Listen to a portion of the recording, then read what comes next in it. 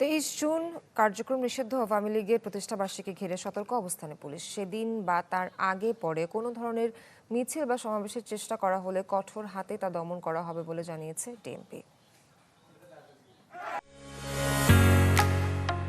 ঢালাইয়ের সেরা premier cement.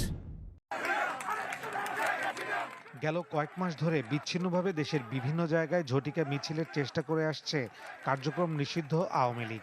দলটি ভার্চুয়ালি ঘোষণা দিয়েছে আগামী 23 জুন প্রতিষ্ঠাবার্ষিকীতে রাজধানী সহ সারা দেশে মিছিল ও সমাবেশের, যা ঠেকাতে নড়েচড়ে বসেছে পুলিশ।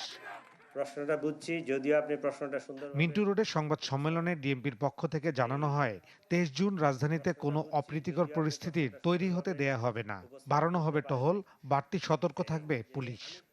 23শে জুন একটা দলের প্রতিষ্ঠা বার্ষিকী, তো আমরা সর্বোচ্চ সতর্ক অবস্থায় আছি। আমাদের পুলিশি যে কার্যক্রম, যে নিরাপত্তামূলক ব্যবস্থা, নগরবাসীকে নিরাপত্তা দেওয়ার জন্য বিগত দিনে যে ধরনের ব্যবস্থা নেওয়া হয়েছে, সেই আলোকে আমরা নতুন করে পরিকল্পনা, নতুন করে নিরাপত্তা চেকপোস্ট এবং অপারেশন, এটা আমাদের অব্যাহত আছে এবং এটা থাকবে।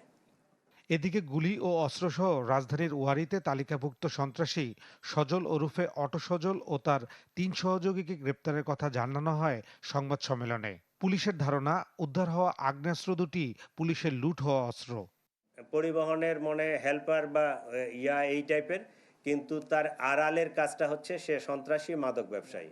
আমরা অনেক কায়দা কানুন করে তাকে ধরতে সক্ষম হয়েছি এবং পরবর্তীতে তার স্বীকারোক্ত মতে এই যে ওই বাসা থেকে 2টা পিস্তল, এই গুলি, মাদক, এইগুলো উদ্ধার করা হয়েছে।